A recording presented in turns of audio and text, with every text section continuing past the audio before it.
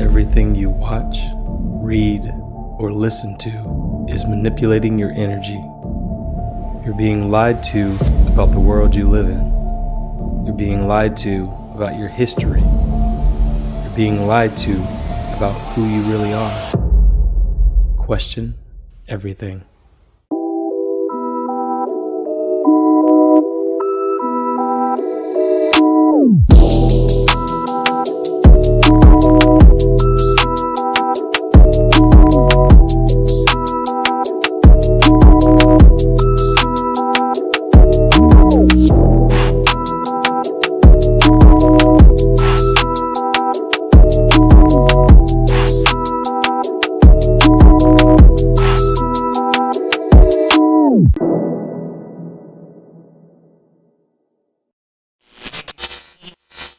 All right, guys, welcome back to the show. You're listening to the Awakened Podcast. I'm your host, Brad Lale, and joining me on the show today is the host of the Biblical Hitmen Podcast, Stephen DeMatties. Stephen joins me today to talk about all things Epstein Files and darkness, and I guess we'll get your opinion on the darkness. We kind of briefly talked about it on the phone, but I didn't get to hear more from you. You were telling me that the darkness, you don't think that demons are subject to the darkness. You think that they're separate from the darkness. Is that correct? Here's the thing. And first of all, love you, buddy. You're one of my boys in this circle, man. And this conversation is going to be wild, dude. I know it because you're the person I've been wanting to talk to about this. I almost think that the darkness, it has some sort of affiliation with the universe, either dark energy, dark matter. They label it dark because it has no reaction to light. You can't see it. There's really no way to measure it. It's kind of like gravity, right? There's no way to measure it, but you can tell how much gravity there is based off of the speed of the pull towards like the earth and stuff. But anyways, the Epstein stuff is wild. The one thing I want to throw out there, maybe it's a disclaimer, but this is just so much information. It's not going to go away anytime soon. And in the back of my mind, I kind of still keep an arm's length away because I know that I've read even just out of like Sigmond Freud and a lot of these people that have these ideologies of psychology.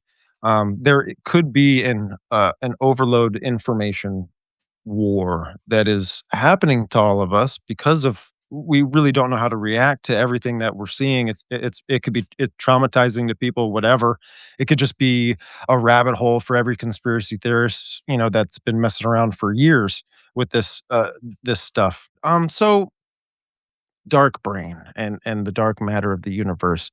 What do the mystics believe it as? What is the idea of this ether that is around us? I've heard a Harvard professor, MIT professors that discuss dark energy, and it almost is being described as the Force in Star Wars, right? So, to answer your question, I think, man, that the spiritual realm uses this matter as some sort of medium, like to come through into the physical realm.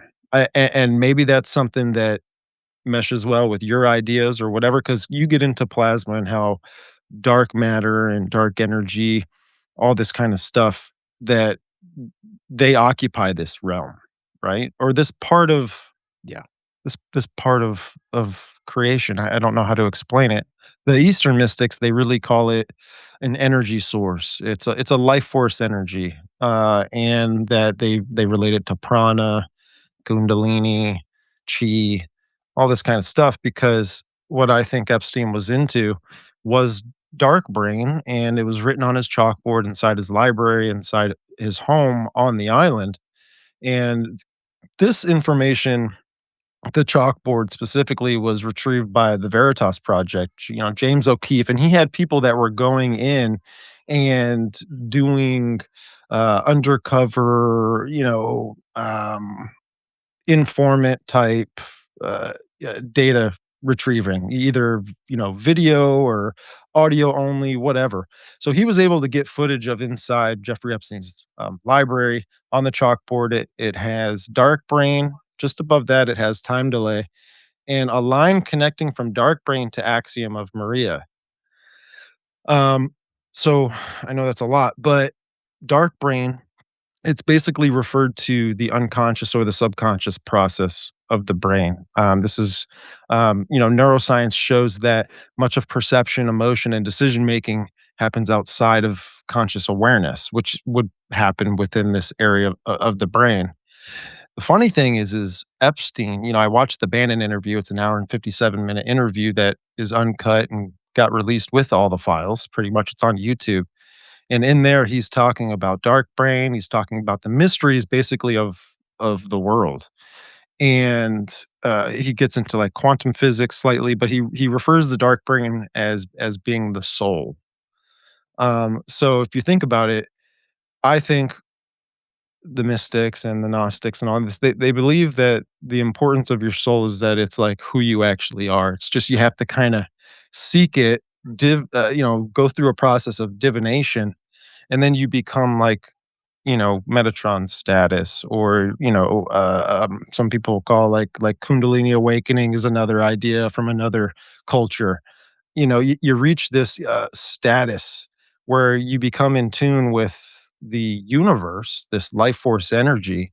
And I think what Epstein was trying to do was divinate himself by learning how to interact with the dark matter of his brain and go into the astral realm, go and talk and retrieve wisdom and information, just like ancient cultures from the past did. And they wrote about all this kind of stuff.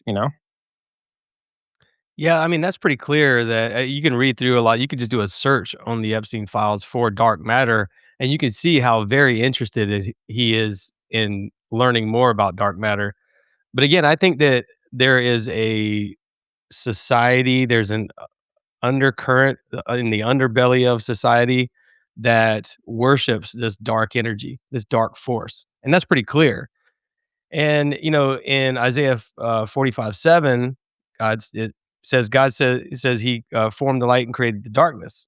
And so, yeah, this darkness is still part of the physical world, even if we can't see it. Right. And so I think that they think that, well, it makes up 80 to 90% of the universe. So that must be God.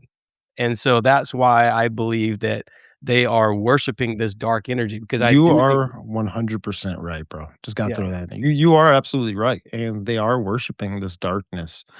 And they may point to the Bible and they'll go like, "Oh, look, see, it was the darkness first that created the light." And that's pulled, I think, I mean, that's misinterpreted and fit into a Gnostic narrative and all that kind of stuff. Even the Templar narrative, they thought about this kind of stuff. They thought basically the Templars that when you can get filled up with this energy, right, you reach this God status at some point. They refer to this stuff as symbolically as dark matter. Like you get this from the Black Madonna. You can see it from the Black Madonna statue. And the thing about the Black Madonna, it's resembling Mary, right, the Virgin, but her son Jesus Christ in her arms, right? But this is not Mary and Jesus Christ. This is actually, Isis and Horus, right? Like this is the ancient false pagan pantheon, I mean, trinity that's been going through the ages, right? And the thing with the dark forces, I think it plays a role in, if people think the Antichrist is coming, there's got to be some sort of like false godhead wrapped around it. So I think what Satan is and his influence is doing is he's trying to condition humanity to get them normalized with this dark matter and this dark force in a religious way. And it could be related to the, mystery Babylon, the harlot. And the thing about that is that when I was listening to just, quantum physicists, scientists, um, everyone talking about this subject, they really refer to dark energy, matter, whatever, right? I think dark energy is what really we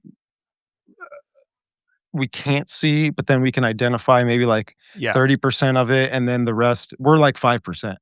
But they refer to this as the womb of creation. And so that hit me hard because I've been really looking into this Gnostic narrative being the new religion that's coming in this new world order. The elites believe in this stuff. So I think at some point they want us to believe in it. But when I heard womb of creation, it hit me because that is what Chris Bledsoe, and the narrative with UFOs and all this stuff, which Epstein's related to UFOs too, because even the dark matter process here, right, gets into that stuff. You know, with utilizing your dark part of your brain, this can get into uh, subjects that are not new and actually roughly old, but ESP, right, in the 50s and 70s, which Epstein was uh, nothing specific in the emails, but who he was funding and the people who were involved in those groups. They are involved in psionics, ESP, and doing things with your mind. And I think this is another part of the Gnostic narrative that's being pushed because it's basically laying out that you have this hidden potential, you have this hidden possibility that everyone has, right? Not just these specific people, which could be like special needs kids or just certain kids that have um, I don't know how to say it, but they have some defects, neurologically, but they're able to access this potential better than the normal person. Now, the thing is, a doctor, I keep forgetting her name. I'm trying to remember everyone's name. It's a lot. She was just on Danny Jones's show. She was talking about ESP, and that episode released right with like the Epstein Files stuff. Um, she was being, she was trying to, or Epstein was trying to attend some of her seminars or whatever, right? And to listen in on what it is she was talking about. She runs groups and kind of like uh, uh, tries to navigate these kids to more exploration of abilities that they can do. But it's like telepathy tape stuff and all of this. Um, Now, a connection with that dark brain and then the UFOs is psionics. Psionics is just a military name for ESP. It was something that was developed by what I think is like I think it's been an old practice in military stuff, but coming into the media, it's pushed by Skywatcher. Are you familiar with Skywatcher? No. So it's like this group, right? It's ran by, the host of it, I think, is Alex Clokus. Alex Clokus was in the files for uh, in trying to get interviewed or something at some point. Anyways, he's connected to Epstein and the network, but also with him is Jake Barber. Jake Barber is this whistleblower who came out, I think, like a year ago now, maybe a little more than that. But he was talking about his experience with a UFO. But he is a guy who runs this psionics team where they're able to control, usher, or summon and connect with UFO consciousness. I, I, I mean, something's going on here, and I think Epstein was all about it in some sort of way.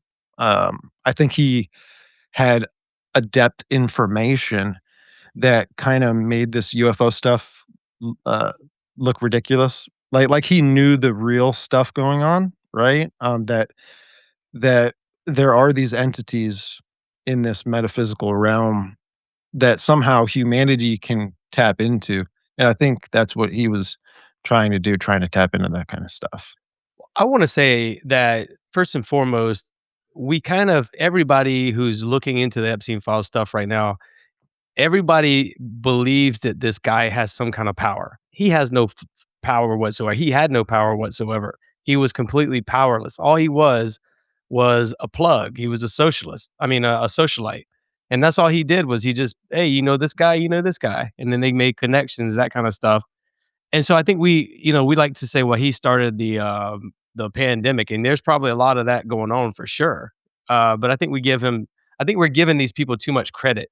They're not very smart. If you read through the files, you can see their conversations. They're very illiterate. I mean, it's pretty shocking because even if you and I are sending an email together, yeah, there's going to be some spelling errors, but I will usually correct myself as, "Hey, man, sorry about that spelling error," or whatever. But these Yeah. people really aren't very bright. And all they do is they go to these socialite type events and they network with each other. And I think the lady you were mentioning, is her name Lisa Randall? Dr. Lisa Randall? Yeah, she's the blonde-haired physicist that she talks about dark energy, dark matter, and Yeah, all she that talked kind of about stuff, dark yeah. matter and the dinosaurs, right? Is that the Yeah, book? she's Yeah. in the files too, if you look up Yeah, her name she and is. yeah. I mean, that's the thing too with Epstein, his network was very, broad and almost to where he had money in everything, right? But he specifically had a network of scientists and, psychologists, everything, Well, everything, that's quantum kinda what I mean. physicists. He was surrounding himself with smart people. He wasn't very smart. Well, at least some of the people weren't very smart. He kept and this like with this Lisa Randall lady, she was an author, and you could see in the emails, he's constantly asking. He wants to hang out with her, he wants to meet with her, he wants to learn more about what she's doing. He wants to watch her talks on dark matter and all this because they're trying to absorb all this information as much as they can and try to I mean, he when you listen to him on the Steve Bannon interview, he tries to sound intelligent. But, he's not you can tell he's not Well, very I think intelligent. in that interview too, he is trying to tell you what side of the spectrum he's on, and he breaks it down into 2 things. There's either thinkers or problem solvers, and so problem solvers would be like mathematicians or people trying to measure, calculate, and Right. whatever, figure certain things out. That they have, like, a lot of tunnel vision when it comes to their department, but, the thinkers are like the philosophers and the ones that, in a way, manipulate and use the problem solvers. And so with that, it stood out to me that this is the way the elites think, or this is how they class themselves amongst us. Yeah, they think of us as cattle, like we are biological waste to them, and they can use us however they wanna use us. We're subject to them in their way of life. They wanna step on us to get their whatever achievement of their power, their goal, whatever that is. But again, man, I just think that, we're assigning too much. I just personally think we're assigning too much power to these people because they're not very powerful. We just haven't realized it's weird, man, because people with celebrity usually have this. And you can see this with, like, on Rogan, for example, right? When he talks to Eddie Bravo or when he talks to Sam Tripoli, and they're talking about these, conspiracies, flat Earth and Tartaria, he's like, "Whatever, you're a fucking idiot," and he's going on about this kinda stuff. And then he'll have another guy on who maybe has achieved more, like the guy who was, like, the co-director of Pulp Fiction or something like that, I can't remember the guy's name, and the guy was very into conspiracies. He's talking about Tartaria and missing 1,000 years and all this. And Rogan's sitting there like, "Yeah, tell me more." And so he doesn't look to him as, uh, whatever. You're just one of my buddies who's talking trash right now. He gives him a lot more credibility, and it's just because they have this sort of a title, right? Like I experienced it with my wife. She's in the medical career field, and when we go to functions, I don't have the title of doctor or, nurse or whatever. And when we go to medical functions, they all automatically put you on a hierarchy. They can't have a conversation with you if you're not on that intellectual level with them in terms of that white coat or whatever it is that. So I think that, you know, and so purposely, honestly, whenever I go around these people, I make sure to give them sort of my background in the military and things I've done because that kicks down the door with these people. They like, oh, well, he can talk to us because he's experienced this and he's Yeah. done that, and I just think that people give too much authority to people who have name or recognition or celebrity or star power or whatever it is. We just automatically think they must be very smart because they're doing something different than what we're doing. A lot of people will do that Yeah. with me and you when they listen to this show. they go, "Oh, well, Steven's got his own show. He must know more than me." And we don't know more than you. We don't. We you know what I mean? No, Like we're just normal people, man. Like, right, yeah, we don't know more than you. We decided to cut on the camera and just start talking. I got kids in the background, you know, like, Yeah. oh, kid, Me too, but dude. yeah, they're all kids. No, just kidding. But you know, you're really hitting a good point, man. I'm glad you're making this point because it's important. You know, it's a way how righteousness and and how the winning team rises to the top with all of this. And there's a presence with these people, right? That almost personifies power. It personifies something that's attached to these people. And I think what's attached to these people is this dark cloud, maybe this dark aura, something we can't see. It's almost like they have a demon attached to them. And maybe that's the presence of the power. And we know that they we know that that realm holds power. They're powerless, right? But they do hold power. And when Satan's tempting Christ, and he's tempting him with the kings of, I mean, the kingdoms of the world and everything, I think these people are worshiping this ancient practice, of sacrificing to these demons, these fallen angels, these gods, and you know, they get either divination or they get some sort of prosperity in this world when they do this stuff. And maybe that is what Epstein was doing. There's a lot of loose connections where you can maybe get into that this guy was into ancient Canaanite worship, Baal worship. The fact that, there's a lot of children, right, in this whole narrative that's been released about him, and also women, right? And probably men as well. I think it was everything, right? I think they were just using people as currency for an ancient system, and this is how it was ran. Yeah, it's pretty unethical and it's like super immoral, but to them, it's for their salvation. It's to them, it again when you're into Luciferianism and Satanism, like you can govern your own morals, right? Like, you have to establish power of both sides, good and evil, right? And I think this is the evil part. This is like what, and they try to enlighten themselves as good in the world as philanthropy or trying to help climate change and trying to help humanity uh get to the next level or whatever and all this kind of stuff. So that's the duality that I think all these elites are either playing. They're playing as on the surface, right? Like on the playing field, either in politics or wherever, but they're acting as people trying to help humanity here. But then on the flip side, they're the clip off, right, of Kabbalah. They're the dark side, right? Like in Star Wars, it's both of those playing out. Well, I mean, even in Ephesians 6:12, it's talking about evil in the heavenly realms. It's talking about the powers. So our struggle is not against flesh and blood, but against the rulers, the powers of this dark world, and against the spiritual forces of evil in the heavenly realms. So I think that again, they look at when you say heavenly realms, for us, we're thinking about heaven, and that well, that can't be. But I think the lingo that was used right there is heavenly realms, as in like the stars, the cosmos, and things like that. And that's kind of where I get a lot of my thinking from with a lot of this. I mean, Yeah. let's see what it says. It says the wicked are denied their light in Job 38.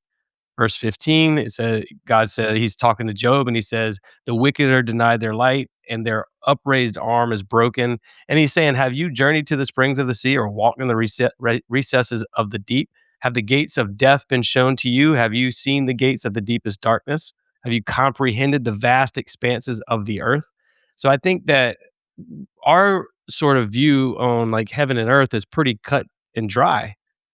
Earth is earth. It's a physical world we live in, and heaven is a place that we go when we die. Well, theirs is kind of like these people who worship this darkness, they look at it all as one big thing. They look at it all as one like when they die, they can be kind of resurrected eventually, or they can they're not really subject to this spiritual realm or whatever you want to call it. Mhm. So Well, it's almost like in Gnosticism where, it's the same thing as like Shiva. It's the same thing as uh, what's even spoken about, right?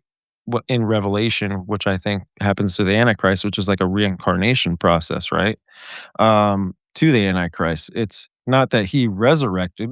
That's the difference, right? That's how God shows you who really has ultimate authority and who is the one and only true God. He's like, I resurrected, but the false, right, mystery religion perspective of and counterfeit of that is reincarnation. And I think what's going to be played a part with all this UFO and just the new age stuff, right? I think that it's gonna push that where it's a Gnostic perspective. Your spirit, if you don't enlighten yourself here in this lifetime, then you go back and maybe the monad kind of brings you back and you can kind of work on it again. And it's like this constant process of reaching enlightenment in order to it's a works-based salvation, right? It's like in order to get to Well, heaven or with Sophia, which that's what I'm saying about earlier with the dark energy and all this. With the womb of creation is, I think this has a feminine aspect to it, just from throughout history and stuff. And it's coming back around that there's the divine feminine is a part of reality. It's a part of creation. It's a part of the construct of the universe. And what's wild too is the New Year's Eve show in Dubai. They're showing the divine feminine everywhere, and I'm trying to really put my finger on it, but it's hard because it's metaphysical, right? Um, but in the Dubai New Year's Eve show, they're showing you the DNA strand as soon as the ball drops, exploding throughout the tower, right? Which kind of resembles like the Tower of Babel, maybe. Um, but as soon as that's happening, there's a lady in red that's floating and rising up towards the tower, right? And it's a show that's happening on the ground, but I mean, she's being pulled up with cranes and stuff, and it's the rising of this divine feminine. So I'm wondering if with what you talk about, right, with dark energy and the dark matter of the universe and stuff, if it ties in with psionics and the UFO narrative and ESP and uh, the fact that Sophia holds a position to try and give wisdom to mankind and to try and help mankind enlighten them and to show them that they're in this prison planet, I can only think that that force is to unionize with mankind through the transhumanism agenda. I'm thinking that technology will be able to link the two together. Um, so I don't know what you think about that. I'm interested because that's where I think this dark force comes into play, why they worship it so much. It's almost like they wanna unionize with it. It's almost like they think it's the consciousness of God per se, but I think it's like the consciousness of Sophia more towards how they really think. Um, well, Interesting. I think that Earth, man, is what I was trying to say a while ago is that I believe that Earth does have vastness to it. Like we think of it as just this physical we're walking on, right? The thing we're walking on. But I think that there are layers to it. There are layers in the cosmos to it. It's not just a physical world here on this planet, but also in the surrounding vastness of the void that is out there. And you know, God is light, and I'd actually like to ask you that question, and then I'll get back to it in a minute. But what do you when you hear God is light, what does that mean to you? Because for me, that literally means God is light. I don't think of it as a metaphor, or allegory, or anything like that. I just think of it as literally God is light, and I've had a verse up earlier. Now that I can't find it, of course, but it was a verse from the Bible talking about we're children of light, and I can't remember what. Yeah, children of light. 1 Thessalonians 5:5. You are all children of the light. We do not belong to the night or to the darkness. And so there's a very uh, specific line drawn where we are light. We're sort of light beings. We're children of light. We're made in God's image because God is light.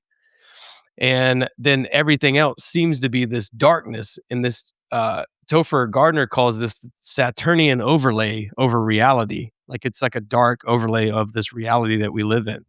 And so I think that we kind of exist, we're kind of like the paranormal ones in this reality, if in a way, because I do think that the void does make up, 80, 90, whatever percent of the universe. It's the majority of the universe. And so I don't think that I think that we're special. We're unique in that. We can interact with God's love and his warmth, and they can't. And they are denied their light. The wicked are denied their light. And so that's what I was trying to get at a while ago. I feel like there's a spiritual realm where God exists, and there's everything else is the physical realm, including the negative energies, the dark matter, the dark energy, all the stuff that these people are worshiping. And so when these people look at that again, when they see that the majority of the universe is void, because if you think about the atom, the nucleus of an atom, the distance between that and the electron is like mini football fields. I mean, it's a big, vast, empty space. It's like 99% of the atom is just space between that and the orbiting electron. And so I think that that's pretty much how the universe works. And you can kind of see that in the difference between the Earth and the sun, right? It's like the distance seems pretty far, or at least from what they tell us. The moon is pretty far from what they tell us. And so everything in between that is just vast. So I'm kind of babbling on here, but I guess what I'm trying to say is like, I just see it pretty clear that God is light. He created the light and the darkness, but we are created in this little sliver of protected light. We are humans. We are color beings that are protected in this physical reality. And we just can't see the rest of the physical reality. It's around us. We just can't see it. We can't perceive it. And so I do think that we're subject to whatever's going on in the darkness. Like, but Mhm, the light, I mean, darkness can't overtake the light, right? mhm. So no matter what they do, no matter how big they are, we are David, they are Goliath, right? No matter what they Amen. do, no matter what they do, the light will overtake them, and they know that. And so I think that the people who are existing in this reality, who are worshiping these things, anything that they have is going to be temporary. Any kind of power or influence or anything is going to be temporary, and their eternal punishments will be in that dark void, in that vastness, in the Tartarus, in the abyss, all these places that Uriel explains to Enoch in the book of Enoch. That's where these things are gonna reside, in sort of like a prison planet, if you will. And I mean, that's the best way I can kind of describe it, I guess, because our bodies will, the righteous will ascend to heaven and we'll be in the spiritual realm with God, and we won't be subject to these things anymore. And I think that they've been punished to the darkness, and they're trying their best to get back to the dark, I mean, to the light, because they're stuck in that place for eternity. I mean, I would imagine it's cold, it's dark, it's, all Mhm. kinds of different things. So, Yeah, yeah, and it's like almost, is the darkness a part of creation? And when you look at how humanity through the course of history has gone, it's either gone to worshiping the one and only true God, or worshiping just paganism of some sort. And in paganism, all they do is worship creation. And so I'm wondering if the darkness, if they've had an idea of this, even just a very, very long time ago, if it was some sort of part of, you know, creation that God created, right? In order to do things, and because to help us achieve our goals, I think, in a way. sure. Well, well, even just to probably create matter, right? It was void, right? Yeah. When he was in the darkness, right, and he was kind of hovering, but over it all, it's just, I think it was the thing with also this dark matter is why I think it's a medium for a lot of the forces to come through, and they manipulate the darkness and the dark matter and all that kind of stuff. It's almost like the uniform that they wear. Um, Mankind has always started to go back and worship creation, and I'm wondering if it has something to do with the divine feminine, um, as being a part of like that theology of creation, right? This is what they believe. This is like how the elites believe. They believe like, and this is why sex rituals are a part of trying to reach a higher state of consciousness or divination and all this kind of stuff, because they think it holds so much power, because they think that's how the universe was created. They think that, male and female, Godhead came together, and then, it birthed kind of creation in some sort of way. The monad in Gnosticism is the abraxas, and it's like this. It's more of a masculine. It's more masculine energy, and then Sophia is the feminine energy, and then, Lucifer would technically uh be that offspring, but between the two kind of, and it's not what they believe, but I'm just saying this is kind of how I connect things, to identify as the sun, right? But I mean, I hope I answered your question. I think that the darkness, it plays a part in creation. It's just that humanity's always gone to areas of creation, started worshiping these things, and they're falling into the tricksters, man. They're falling into the deception. They're falling into either taking DMT, doing ESP, and going into these multiple layer of realms that they talk about. He's obsessed with dark brain because, again, there's a chalk line drawn from that all the way to Axiom of Maria, which is a divination process through it's alchemy, right? And it was, Axiom of Maria comes from, Maria the Jewess. And this was, long time ago, but the saying goes, one becomes two, two becomes three, and out of the third becomes the fourth. And it's like a constant rebirthing process, maybe, or it's where you crash and you break things, and you make them into chaos, and then out of the chaos, when you put everything back together, it becomes stronger and more fortified and, uh, more ascended than the first, right? And then it's like slowly goes through this process. And so I'm wondering if like Epstein was doing these things in his temple, which when you think of the temple, it's kind of laid out like an initiation chamber or some sort of chamber for, meditation, in my opinion. Um, and was he going into these realms and retrieving knowledge from different entities, demons, Nephilim spirits, right? Or fallen angels. And is this how the world kinda is this how they manipulate and steer the world? Is by going and getting this information from these things, coming back and going, "Yeah, this is how it influenced me," because it's gonna definitely influence you.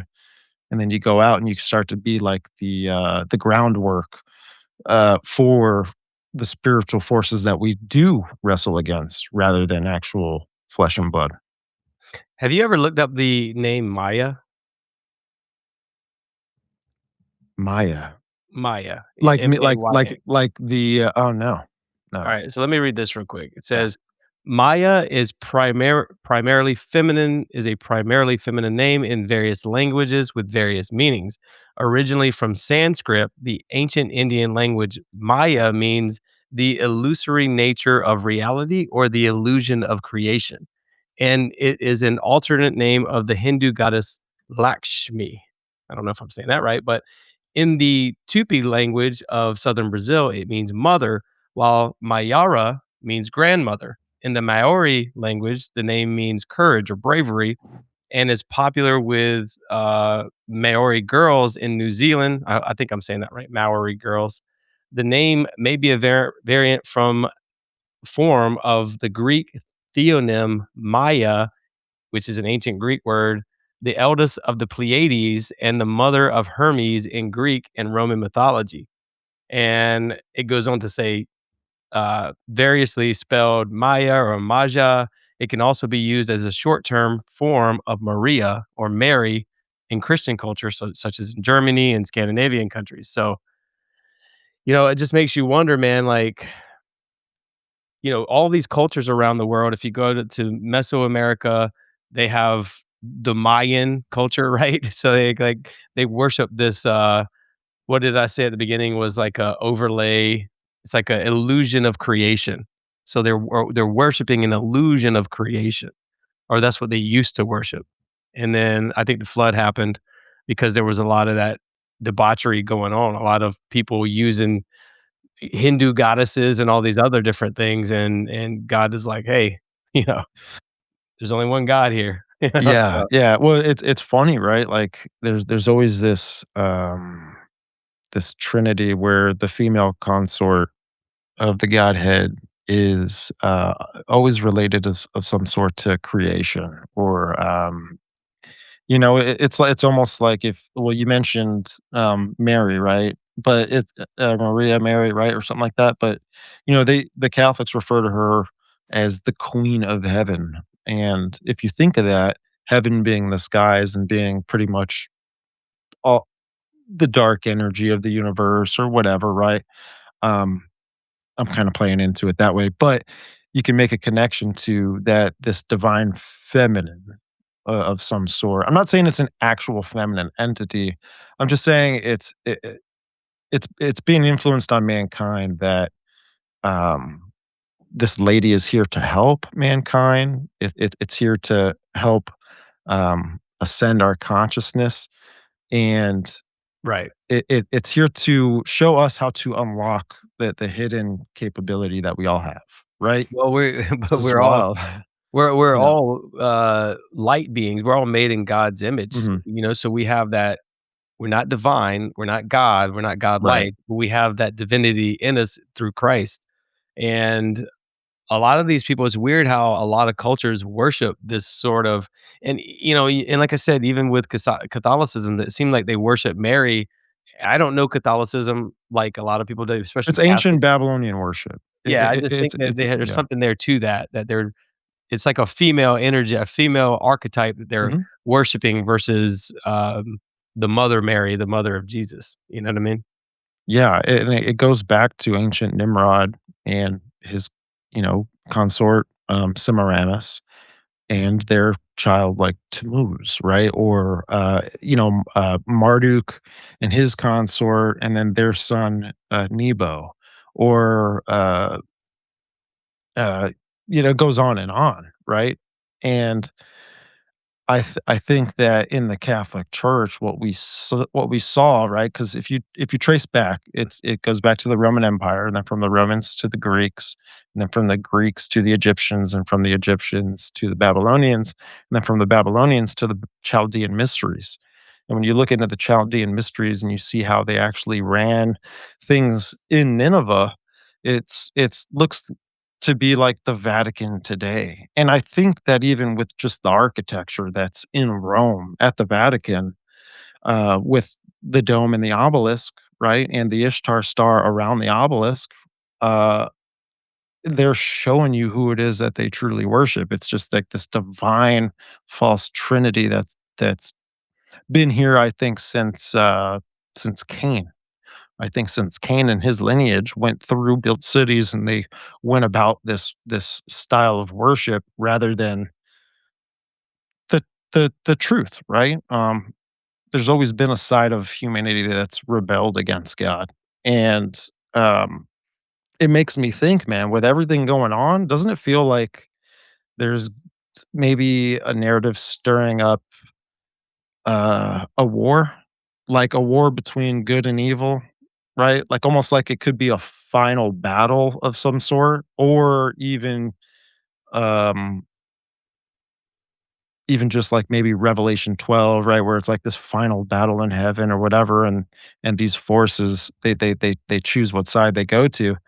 Um, it just seems like they're kind of building us up with that, even just with the UFO stuff, right? And what's making me think this is Carol Rosin. She was like the right hand assistant for Werner von Braun, and he said the last card in this whole thing is to basically fake a narrative to go to war with outside forces, extraterrestrials, whatever. So there's and this is the thing with the mystery Babylon part of this and why I think it connects to a lot of this divine feminine stuff or whatever. Now, Semiramis being the divine feminine, being worshipped as the mother of creation pretty much or whatever, Isis, Ishtar, yada yada yada. The part the characteristics of that goddess is that she's a war goddess. Like she's almost vengeance, right? And I think this is a part of her um characteristics because Nimrod passed away and she had to take over Babylon, right?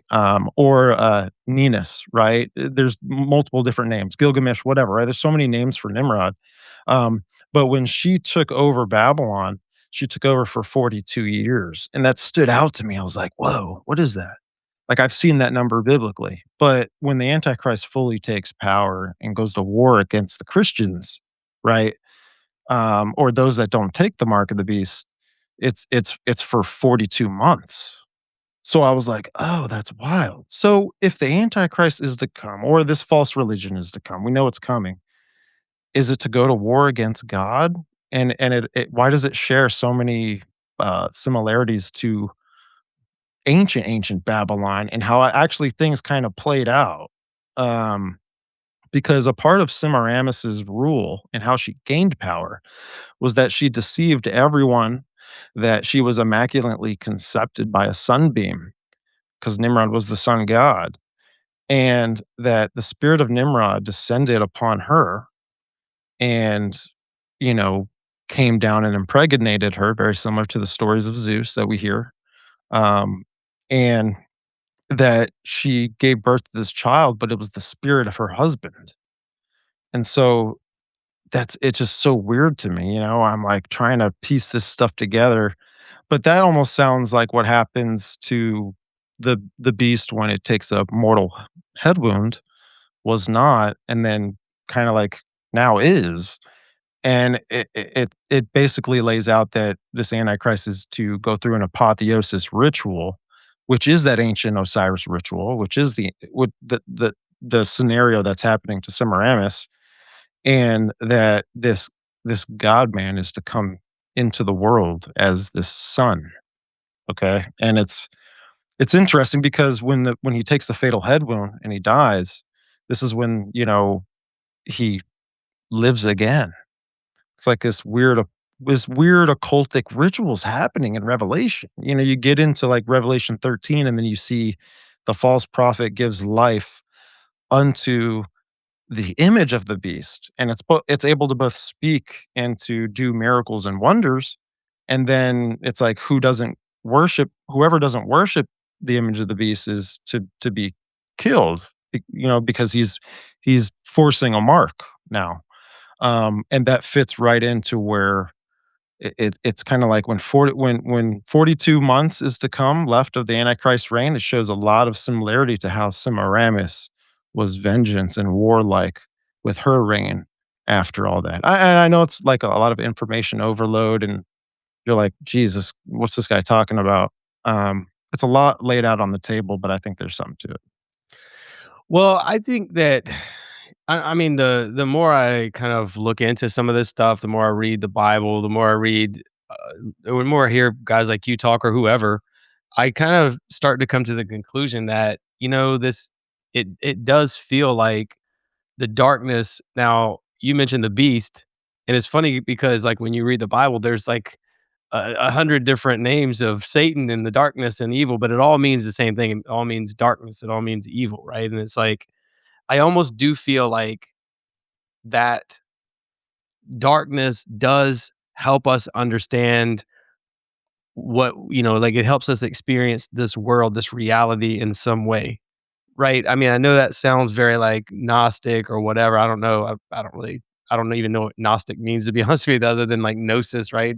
Well, But it's a part of creation. We can't yeah, measure it. You know, I just think that it's like I think it's there to tempt us. It's there to help us understand and grow and learn and, you know, be introspective and look at ourselves and develop a moral, righteousness to ascend to heaven. Like it's Hasatan is the tempter, like he's there to just literally tempt us. He was sent to the garden by God to tempt Adam and Eve, right?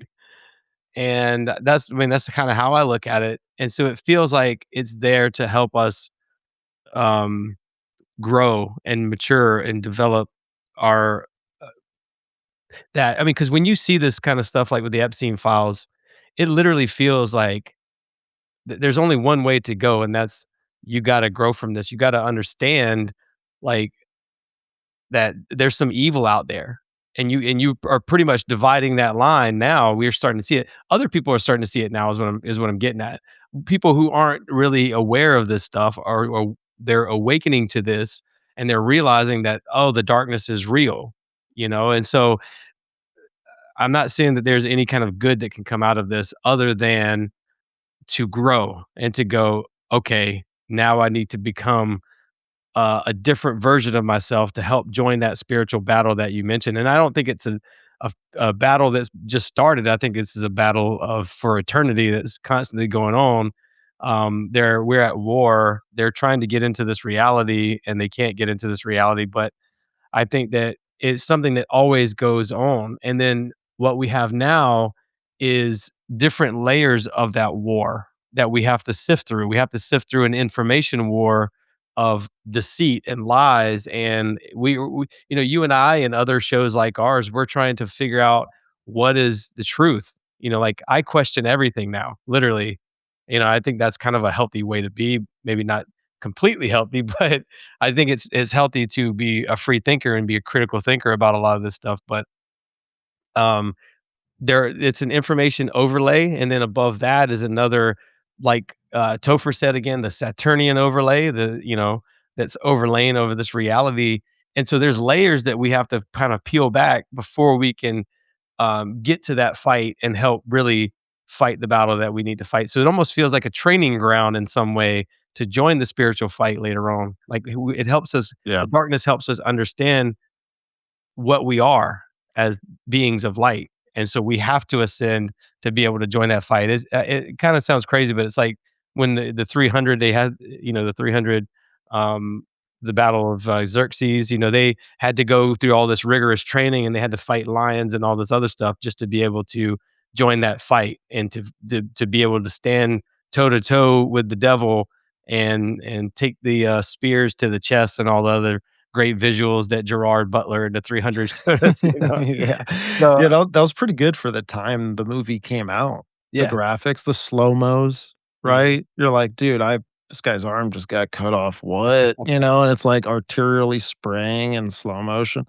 Um, I wanted to say something because I think what a good examples, of what you're describing, is just like, the book of Job, right? It's like, uh, God allowed Satan to go down, tempt, test, right, Job, and Job went through this process where it was, chaos for him. It was really rough for him, a lot of trials and tribulations he was facing, and it was really wrapped around a spiritual war into if he would give up his allegiance to God or not. And I think, that's a microcosm for a lot of things that happen to each and every one of us on the daily reg. And you just got to kind of look at life that way a little bit more. For example, like me and my house, and the fact that I've been trying to build it for 3 years, and I ran into a shyster and lost a lot of money. Uh, I felt that the devil wanted to just get me to give up what I know God wanted me to do. And, he gives you these certain callings and stuff. Well, But it's like this process that we go through to learn and to, build wisdom and to, at some point, just grow our relationship with God and get closer to Him. I was gonna say we were talking about dark matter, and I've been on a couple of shows, Nephilim Death Squad and Tinfoil Hat and everything, talking about how how basically matter is animated, how photons are created. And I always talk about how matter and dark matter are constantly annihilating each other, but somehow matter gained one more particle of one more particle, right? Um, and then the dark matter sort of annihilates, and the residue of that becomes dark energy. And so I think that that is so we need the dark matter and the matter to annihilate each other, because out of that annihilation becomes a photon of light. It becomes an emergence of this new light, this new version. And I think that that's kind of what I'm getting at is, like you said with Job, a newer version of Job emerges from that struggle. A newer version of Stephen emerges from that struggle. It almost feels like you have to go through the darkness to really understand. I mean, people who are in prison go through that. You know, they hit rock bottom. They're in solitude or whatever, solitary confinement. And after they come out of jail, they find God in jail. A lot of these places, you can find God in a lot of terrible places where kids are being. I know Tim Tebow has a foundation where he goes out and he always talks about finding babies in trash cans and things like that. And it's like, how can you find God in a situation like that? But I think what emerges from that, it new life. It's new light. It's like, okay, we have to like sort of uh, evolve, or whatever you want to call it, into this newer version of ourselves. You and I are totally different than what we were when we were 19 years old. We might have been smoking Newports and fighting like me, or maybe, you know, hitting the beer or whatever like you. I don't know. I don't know what you did, but All of it. No, I'm just kidding. yeah, but you see, as the older we get, as the older most people get, you're no longer a bleeding heart. Now you become more rational. Now you start going to church more. Now you start praying more. So you're evolving, you're constantly evolving, and the reason you're evolving is because you've experienced enough darkness probably to. And I feel Mhm. like with these kids that we're raising, especially like with my kids, I feel like we're shielding them from the darkness. We're protecting them. Like, these kids can't go out, my kids especially, like, we're just hover parents like that. I saw some kids riding the bikes the other day, and I was like, "Wow, there's kids riding bikes." And I just thought, I would never let my kid do that. And I was like, "What am I doing?" I'm protecting him from that darkness. He has to go through that in order to become. We're closing the door behind us rather than guiding them. My mom was amazing, my mom and dad, because they just let us do whatever we wanted to do. They gave us parameters, they gave us these little navigational buoys, but we were able to find out things for ourselves. We would get right up to the line with these bad people, we'd hang out with them, and we'd see them doing drugs, or we'd see them, doing crazy thing, carrying guns and stuff, and we would realize from our teaching, from our parents, that's the border right there. We can't go past that, and then we turn around and go the other way. So I think that this is what God is doing for us as well. He's letting us ride our bikes. He's letting us experience this in order to sort of evolve and mature as human beings. Yeah, and just like any other father, I mean, you're a dad, you know best for your kid, right? And in a way, you do the same thing to your kid, like you were saying. Um, and that's how I think we can see how God thinks about certain things. When you look at yourself as a parent, or you look because now you've got like a piece of creation that that you were had a hand in. You start to, at least me, I start to see things. I'm like, oh, I think I know why God did this. I think I Right. know why God did that. Um, yeah, yeah. I wanted to ask you this, man, because this was something, and I wanted to bring it up. Artificial intelligence and this um, dark matter of the universe. Again, think of the dark matter almost as like inside the dark matter, there's a life force, maybe a 0 point energy or something, right? Like there something along those lines. Do you think it can be integrated with artificial intelligence, or maybe that artificial intelligence can quantum compute and then now access um, this part of creation, and then through it now having a connection, these demons now can come in and kind of host vessels. Well, all you have to do is look at what is the most highly sought after element in computer chips. and that's silicon, right? And so, like, it's one of the most abundant minerals here on Earth, and it's one of the most abundant chemicals in the universe. Like, in terms of being on the periodic, it's one of the most abundant elements, not chemicals, on the periodic table. It's abundant in space, and so that silicon forms the brain of the plasma, which I always talk about, and it also kind of, I think, is memory on this earth in some way. So, like, there's silicon in every type of rock and mineral, and so I don't remember who I was talking to, but I think that the rock almost is like a library of information. And what I'm getting at here is that the silicate is a brain in the rock, is a brain in the granite. Like, there's all this stone from the pyramids, and everybody's always like, "What about the library of information underneath the pyramids?" And I think that that library could possibly be imbued into the silicate that's in the rock. So, it's like a storage of memory. And so I think that when you look at silicon in the chips, in the computer chips, they are not they're not really brains. They're not brains, like, in the same way of, like, how what I was just saying about plasma. What I mean by a brain is, like, it's not functioning like our brain. That brain is mostly an analog computer chip in space in the plasma that, just stores information. And so anything it stores, it can kind of replicate or repeat. And if you look at AI, we're the ones creating the AI. These things are not, AI is not intelligence like we think. It's like it's pulling from people. It's pulling from internet sources, and those internet sources got their information uploaded by people. So we're uploading information to this memory, this silicon brain, and maybe they can pretend to hijack that and pretend to be.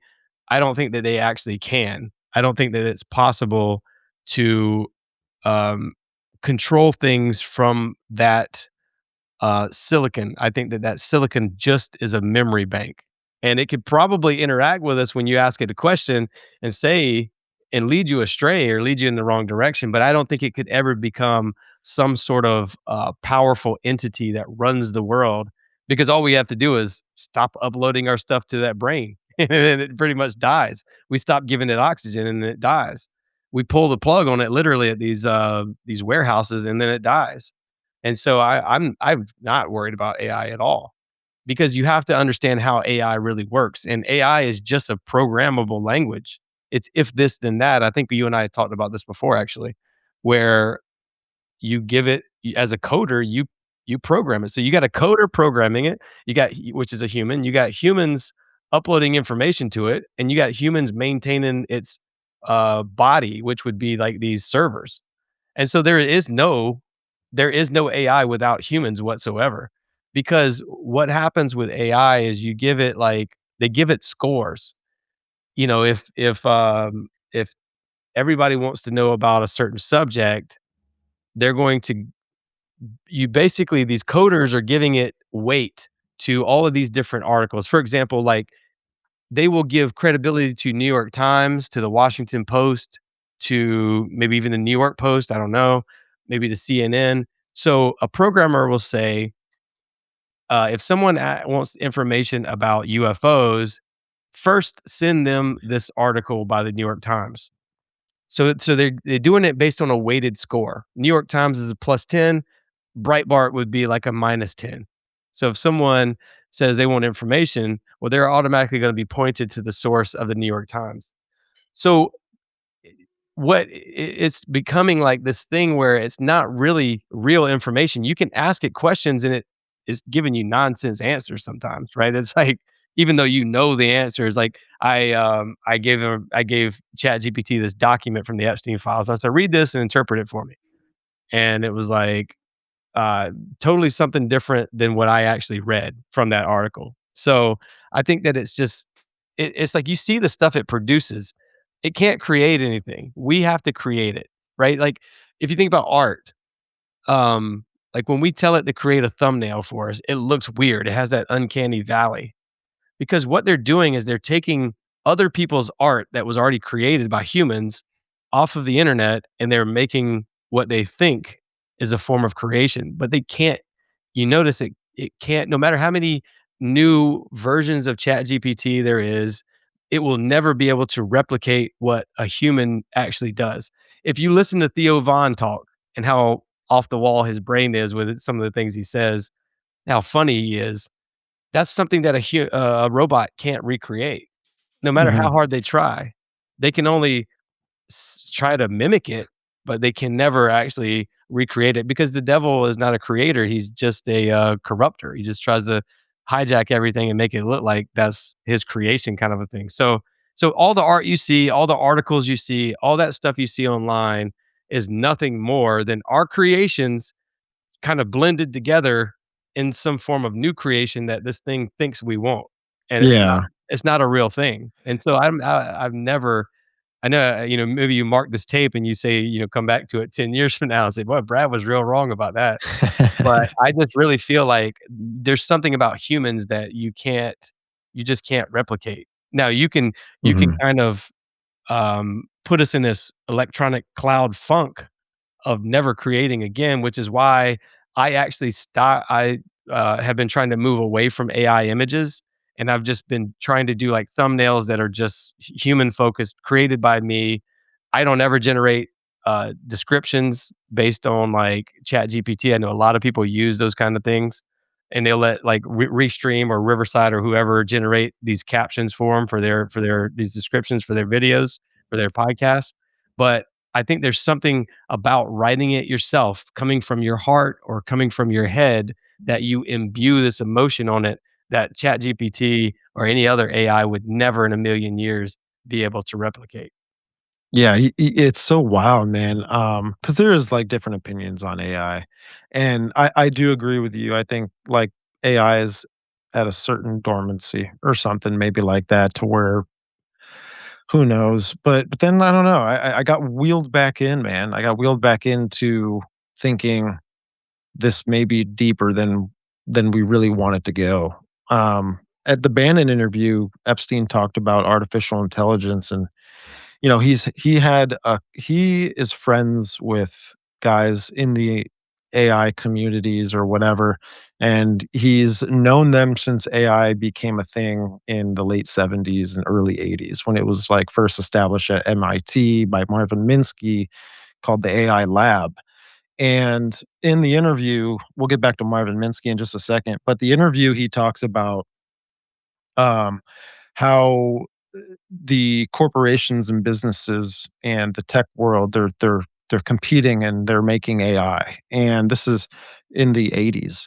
And he's talking about how they're developing these complex systems on top of complex systems that ultimately are navigated um, by neural nets. And they modeled it after the brain pretty much because that's where that terminology comes from, neural net.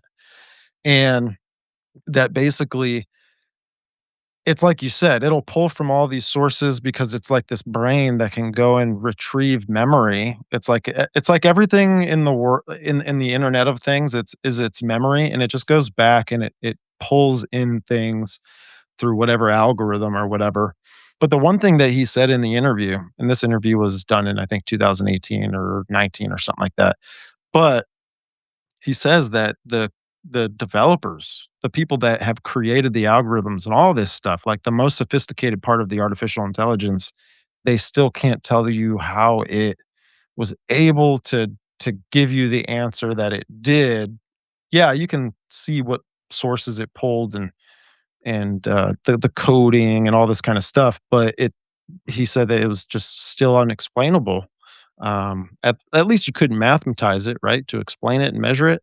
But he called that a strange thing and a miracle. He called these things miracles. He compared it to Isaac Newton, to where he was pushing a ball on a table or something, and he's pushing it in one direction. He's like, "Oh, that's interesting. I'm going to think more about that." And then it got to the point where it rolled and it fell off the table, and he's like, "I didn't push that." He's like, "What pushed that to the ground?" And then he went on and found out about gravity and all that stuff. But Isaac Newton called that God. He called the things that he couldn't explain God. He's like, someone is doing that. Something is doing that. Something's obviously pushing that down. He talks about it too, where it's like there's dark energy here, but then there's like matter here that you can see, and you can't see anything here in the dark energy, but the thing that you can see is being pulled towards it, meaning nothing's pushing it of some sort. We can't see what's bringing it in. There's something there, and anyways, the science community would call these things like God and stuff. But Marvin Minsky, he's in the files. This is the guy that, first created artificial intelligence. He is related to Rabbi Judo Low from Prague, 16th century, right when like the Jewish people were being persecuted at that time. And Rabbi Low was a Talmudist, a Kabbalist, and he was also a mystic. And so he got into Kabbalah and rituals and is known for the Jewish folklore of the golem, which Rabbi Low went down to the river and formed this clay man, or this clay golem, out of the mud, put a seal on its forehead, and was able to give it life. The golem was able to basically do what it was programmed to do, but at some point, it started wreaking havoc to everything. It restored peace and order, but then all of a sudden, it flipped a switch, and it's like, that's Terminator. Kinda, right? So, anyways, there's a connection, I think, with that ancient Jewish folklore story and the idea of artificial intelligence. But more to that story is where the golem was terrorizing the town and destroying everything, and the rabbi went and erased the first letter that of the seal that it had on its forehead, and it deprogrammed it, and it just made it it just turned it off, right? So in our world today, what are things that we can turn on and turn off? It's like anything electronic pretty much. But what I'm saying is maybe artificial intelligence has a connection with why Marvin Minsky was into this idea. Maybe Marvin Minsky was into the Kabbalah, and they just, in this area of the timeline that we're in the culture and the society, that's what it looks like. So, and Paracelsus, right? Another alchemist, was known for creating the homunculus. But this is the thing, right? What was the life that they were able to give to these images? And I'm wondering if it has something to do with figuring out or how to extract this life force. The alchemists have been doing it for thousands of years. Things have changed in the alchemical world a little bit. They've actually gotten away from what they were really trying to do in things.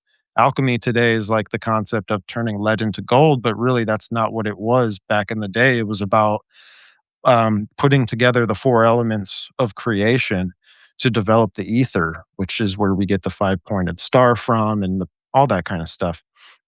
So I think that there's something to that. I'm curious about it, and it's right up my alley for the conspiracy theorist realm. But again, I think there's something to that. If and so again, I have a marketing mindset. I have a marketing degree. I've been doing it for a long time. Before I started doing marketing, I was doing public relations in the Air Force. So when I look at somebody who's trying to sell you something constantly, if they're going on these world tours, if they're going on Rogan, if they're going on Sally Jesse Raphael, whoever they're going on, you know what I mean? Like if they're trying to sell you on something, it's probably not a good product, right? Like Ray-Ban Meta glasses. They already tried this before with the Google glasses and it didn't work, right? And so Yeah, like that's a good point. if they're constantly trying to sell you on something, they're trying to get you to change your psyche about it and think, I need this thing, whatever, and I can't live without it. And then hopefully it catches wind and then they have some kind of success from it. So they're trying to market a product and it's just not doing very well. I mean, people use AI for sure, but it's starting to become a tool of like, hey, dummy, organize this for me real quick. Instead of people like I unfortunately I do see it a lot on Instagram and stuff where you read a caption of a post, and it clearly was written by AI. And I just think that people are getting tired of that. They're watching shows like ours, yours, mine, Doc's, whoever's, Codex of Curiosities, because what you're getting is a real person saying something real. You're getting authenticity imbued on something that you're listening to versus something that's been kind of crafted and created. And people are seeing through that, and you're starting to see guys like, Dan Bongino or whoever, Ben Shapiro, believe me, I'm a conservative, so all these guys I used to really appreciate, but now I don't, because you're starting to see through that, layer of phoniness. And it always the light will always shine through the darkness for sure. You'll be able to spot it immediately. And so the more people do AI, the more you're starting to get you hear people call it not goy slop, AI slop. They're calling it AI slop when people use AI. Again, people use it a lot with, thumbnails and stuff like that, and I do see it as a tool that you can use for some sort of helping you out with stuff, but I'm getting really tired of technology. I'm retreating backwards. I'm trying to go backwards with technology because I see there's no real end to it, except for implanting ourselves with chips, putting stuff in our brains to alter our what God gave us that is already immaculate. I mean, I don't take any kind of vaccines or anything like that because of the fact that God made me how he made me. He made our systems perfect. And so if I can't understand his plan, I don't think nobody can, by design. So if he has a plan for me to have cancer or whatever it is, then that's what it is. I know that sounds kind of crazy for a lot of people because you want to prolong your life and live forever. But at some point you're becoming uh, kind of like on life support. You're becoming like a vegetable who you can't really think for yourself. You're like, give me more shots, government daddy, like, or Yeah. you're literally asking for more support. Feed me, government. Give me health care, government. Like you're always asking somebody for something when you already have it all. Your cup already runneth over with all these amazing things that you have in this world. Your body fights these things off naturally. Anytime that I go and let's say like I use Clorox wipes to wipe down the counters or maybe spray some Clorox in the shower or something like that, I immediately get sick. And that's because it's the chemicals that are inflaming my nostrils and causing my body to go into that fight mode of like, let's fight this out. Whatever these chemicals that are coming in are not natural. Let's try to fight these things out. But I'm just not worried about AI because if they're trying to sell it to us, then it's probably a garbage product. And that's all they've talked about is, oh, AI is the future. And can you see AI be in the future? Because I truthfully cannot see AI be in the future. That's just my opinion on it. I see everybody retreating from it now and saying, all right, enough's enough. We don't know what's real and what's fake anymore. People Yeah. need to stop making these fake videos. They need to stop making these fake posts and all this other stuff. So it's done nothing good for humanity, I don't think. Yeah, at the World Economic Forum, I forget who it was. Obviously, the people there that are on the forum and the people talking in Geneva, Switzerland, are pretty high up in the upper echelon of things. But this guy talked about, and he was mentioning that artificial intelligence is the savior of humanity. That's And I'm exactly right. like, It's like screw this guy, dude. I'm like, get this guy out of here. yeah. Let me do it. Well, that's because 'cause they're all evil. They're all evil. They're worshiping a different Yeah, dude. deity. So And I'm to over them it. yeah, I'm over it. to them, it is the savior. You know what I mean? To them, it is God. Yeah. And so when you see things like on the dollar bill that says "In God We Trust" and on the quarter and all this stuff, and you see it on these obelisks all over DC, and it's like, are they talking about the same God as us? Are they talking about their God, whoever that is, whether that's Baal or Moloch or Satan or whoever? And so, like, when you look at it from that, again, are they're looking at it from their own salvation. That's all they care about. Yeah, maybe AI will save their own humanity, whatever that humanity is. But we know the righteous know. I consider myself the righteous because I'm not a bad person. You know what I mean? I do bad things, I guess, sometimes, like drink and all that. but I'm not a bad person. I care about people and I want to help people and I love people and I want to do right for God on his behalf. So I would consider myself a righteous person in that regard, but I'm definitely not perfect by no means.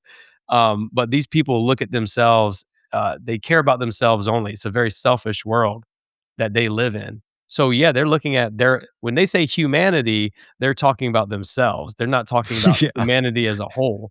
So yeah, maybe AI will save them. Maybe they can put a computer chip in their brain and to make them last forever. And look, by the way, people like Ted Williams and all these people who have cut off their heads and cryogenically froze themselves or whatever, they're trying to do the same thing. They're trying to beat the odds and pay for them their extended lives in some way. People like Dick Mhm. Cheney who lived to be 100 years old with fake hearts and all this other stuff. It's like your body's already made perfect. You can't put something in it and expect it to be some sort of a miraculous thing that keeps you alive forever. And by the way, I don't want to live forever. I want to go back to heaven or where we came from. I want to be back with God. I don't want to be on this physical reality. And matter of fact, a lot of people who are 100 years old will say that. They're like, I'm just ready to go, man, because I forget who said it, but it was a general, he said it or something, but the quote kinda goes like, basically, um, "Christians are like some of the most noble and feared soldiers throughout history because they don't fear death." And so I think that's the difference too, man, because the elites in that salvation of whatever theology that they choose from, they're trying to stay here forever, and that's where they're trying to come up with anything that they can, to try and stay here, through whatever technology or all that kind of stuff. I mean, Gilgamesh was mentioned in the files. I looked that up, but it was not mentioning the actual Gilgamesh of some sort. But the subject of the email was anti-aging and trying to live forever, right? And this is the thing that they want to build some sort of utopia here for themselves. We're not going to be a part of that. Uh, I don't think at all. I think it's gonna be something very similar to, like, the movie Elysium, where, like, these elites, they stay off planet in the in the orbit of the Earth in a pentagram, you know? And we're here to try and fight for food, to nutrify our bodies each day, right? well, So if they're all evil and it's an end of the world type scenario and they're the ones left, well, they're going to be ravenous and they're going to be killing each other and taking each other's stuff. So they will eventually implode on their own. So they need good people, righteous people to that's what saves humanity. It's not AI. You know what I mean? It's not like a group of technocrats who have pale skin and they're terrible DNA and they're vampire looking and, they want to block out the sun and they want to do all these crazy things that like they're doing in the Epstein files. Like, they're nobodies, man. They're nerds, like I mentioned in one of my episodes recently. They're just fucking nobodies who can't do anything in this physical reality. They're ugly. They probably don't get girls. They gotta do everything they can to manipulate reality to make themselves look cooler. Look at Jeffrey Epstein. He's a monster. He looks like a freaking monster, and so does Bill Gates. They're just they're dweebs who want some sort of a power and they have learned how to market themselves and manipulate people in order to get what they want. I saw this whenever I was in the military. When I worked for the army general that I used to work for, we used to go to these high society functions, right? Where they would have like wine. It was like every night of the week they had some sort of a dinner or function or whatever. And I was just getting tired of it because I always had to sit up very proper. Hello, how are you? That kind of stuff. And I never drank wine or anything, and it was just always available. So I actually started drinking wine because of going to those functions. But on all these functions, man, they it is full of vultures and just garbage people who, because I work for him, they would approach me and offer me things. "I'll pay for your schooling at George Washington University. I will do this for you." And they were trying to get to me to get to him. And this is the kind of people like, for example, they would come up to him and I'd be standing beside him because I had to carry some of his stuff sometimes. I was, photographer slash hold the coin, the challenge coins, also give him his book and whatever else. And so I'd be standing there beside him as his photographer, and somebody would come up to him and they would go, "Hey, I'm so and so. I went to Princeton. I graduated class of '99, and did this for Wall Street Journal and yada yada." And he would look at me and go, "Who gives a fuck?" And I like, I know you don't care. Like literally, people would approach him all the time with those kinds of things because they're thinking they're going to get some kind of an advantage from him. And that's what these socialites do. That's all they do. That's all their whole life is being a socialite. They offer nothing to society. They don't sweep, they don't build, they don't dig, they don't swim or dive. They don't do anything they don't put out fires like you do. They don't do anything of importance whatsoever. They have no real value, so they have to create this value in some way. And their value, their currency is connections. Well, he was at this recent party and I saw him talking to this person. That's how they operate. They're not intelligent people. They're not smart. All it takes is for us to pull the Jenga piece and their whole system collapses because we're the ones holding them up. We're the ones propping their little reality up. And so, I don't buy into all of this these AI nerds and these tech nerds. I mean, technology is cool, man. I mean, we can do stuff like this on computers and microphones, and this was all created by smart people. Um, but I do think that, you know, when we cut this off, it's more important to be out in the sun. It's more important to have your shoes off, walking around and feeling the earth beneath your feet. And I was just telling Doc this on his show. You can go to a baseball game and you can experience the wave and you can experience a home run, a game winning home run, but you can't read about that in the book. And that's what a lot of times what we're doing is we're telling technology to live our lives for us rather than going out and experiencing God, which is what we should be doing every single day.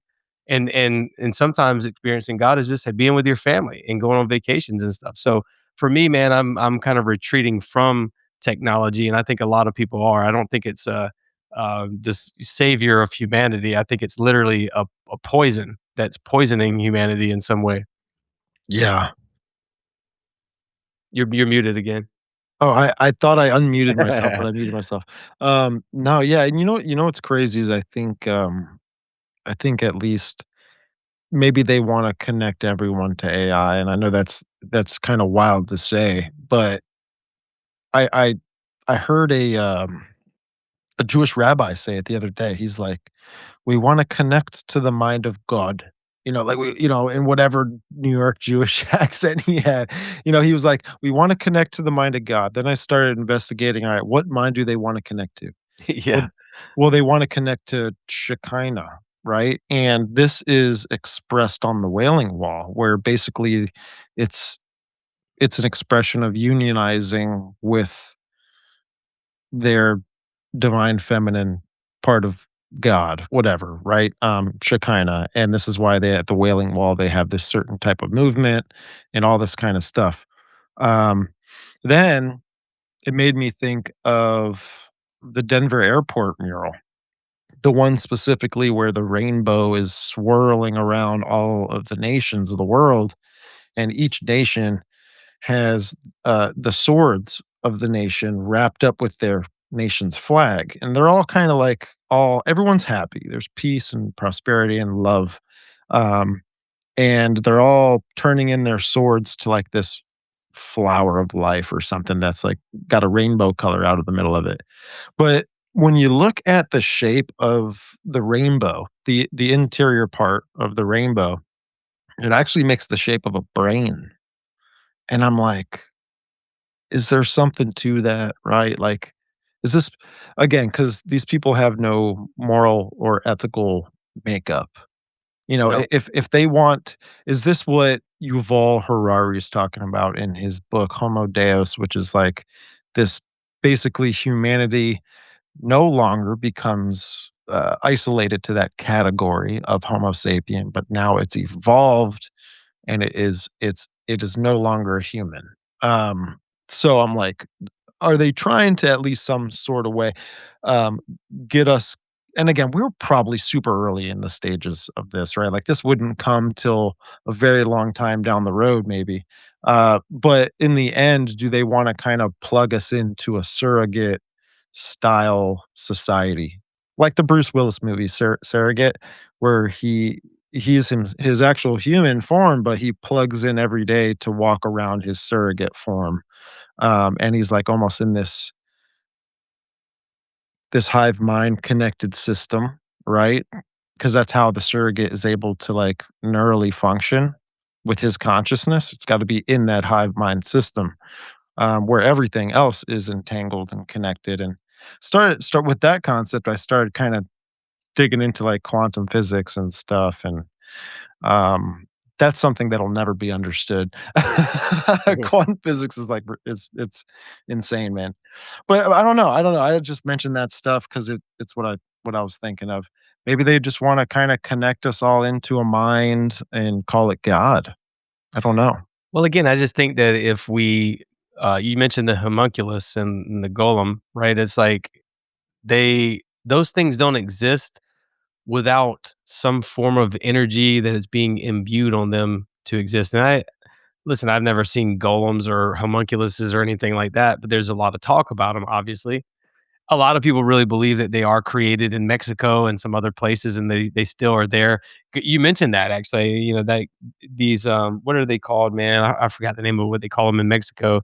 But Ryan and I from Codex of Curiosities was talking about this, and they are created with this sort of thought, this thought of protection, and then they end up becoming more tricksters, and they're doing like all these crazy things, and they still exist. So I guess what I'm trying to say is like our collective consciousness has a really strong power.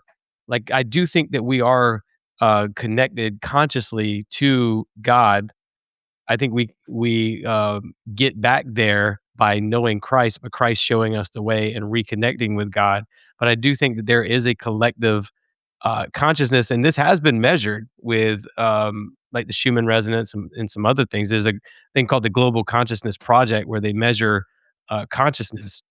So I do think that we have the power um, to create something, and this is the whole part of marketing. This is why they have this thing called trial ballooning in public relations, where politicians use this all the time. You ever notice how they'll say we're going to pass legislation on gun laws, and then they never pass legislation on gun laws? Well, what they're doing is they're trial ballooning it. They're putting it out there in the ether to see if people will jump onto the idea, and then it will grow from there. If we believe the idea, it will come into reality. If we collectively believe the idea, it will come into reality, which I actually think was a lot of what was happening with COVID. I think with COVID, they started saying, "You're gonna lose your," I mean, it was nonstop, people on the news, "You're gonna lose your smell and your taste and all this." And then I think that we tricked ourselves into believing we lost our taste and we lost our smells, because I think our minds are very powerful. And when you convince the mind to do something, then it really starts to believe it's a reality. You ever notice how when people go to the doctor, they're usually pretty healthy, and then they go to the doctor for the first time in 8 years, and then all of a sudden the doctor tells them, "Well, you got 6 months to live," and then they die 6 months later or whatever, right? It's like, Well, it's like I've seen it too, just because I've worked in clinical research and stuff, but just placebos. Seeing yeah. how placebos work, it's kind of funny.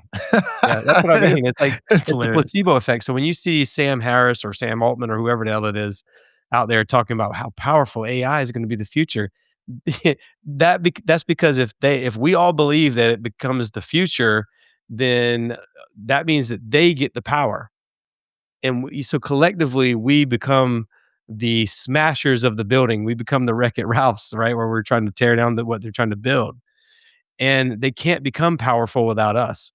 Dude, they're selling off their, you might not see it, but they're selling off the shares to their company little by little. They know that in a lot of ways technology is a sinking ship. Because I mean, if you look at the iPhone, what has really changed since 2008? Nothing. Like not a lot has changed in terms of technology since like 2008. We don't have these fancy things like the Report in front of us. We don't have flying cars and all this stuff. We don't have transport, teleportation devices or mind control things where we can speak to each other and all this. We don't have any of that. And then so they're having to constantly sell it to us. It makes you think too, like about Coca-Cola, for example, not to hopefully I won't get libeled by Coca-Cola for anything, but why does Coca-Cola still market? They're Coke. Everybody likes Coke. You would think, why would they still market? Well, they're trying to market because they're pumping local communities dry of all the water when they have these plants that make this Coca-Cola locally. So they'll go to a city and they'll pump the water tables dry, and then they'll abandon the building and they'll move to another city. And so you understand now that, well, they're just trying to get ahead of the game. They're staying like in this mindset of like, we're connected to Christmas and we're connected to all these happy thoughts of Coca-Cola. And so when you go to search for Coca-Cola online, you don't see all the bad stuff. All you see is, well, Coca-Cola is really associated with Christmas and happy times and Norman Rockwell paintings and all this other stuff. And so Yeah. it's a marketing game. It's an information war that people are constantly trying to get out in front of. And we did this in the military. We would put out stories of people with military dogs, and we would put out all these heartfelt stories of like locals where, maybe there's a troop giving an Afghan girl some bread or whatever it is, or maybe they're handing out pencils and pens and soccer balls to Afghan children. And so we were putting all this hearts and minds stuff out there because when something happens, like we're kicking down some doors, you would rather that hearts and minds stuff be in the top part of the algorithms versus the other stuff. So again, if they're trying to sell you something, it's because they're trying to hide something or they're trying to sell you a terrible product is all it is. Well, it's funny too, like this is like the Tulpa effect. This is how the Slender Man came into being a thing. It's like you start to put these things in society, these ideas, people start spreading these ideas and people start all kind of thinking the same thing. And then, like, for example, the Slender Man thing, this came out, and then 3, 4 months later, there were multiple accounts of murder because the Slender Man told them to do so. It's like, it's wild. And, that Tulpa effect comes from ancient Tibetan Buddhist monks, where really the whole purpose of Tulpa was to connect with entities in the seventh kind, like to be able to manifest entities in a room with you in physical form, like the almost the highest kind of contact that you can really get. Then there's more kinds of contact after that, which come into the ideas where now these entities are inside of you and there's a union between the two. Like that's how much close contact you can have with this stuff. Um, but yeah, man, and I think Edward Bernays, Sigmund Freud, the guys that are the godfathers, right, of like the psychology and The just propaganda machine. propaganda machines, Yeah. all that stuff, man. That is, they learned that the brain is like a computer, and that they can program it, and that Yeah. they can wire it a certain way, even influence it.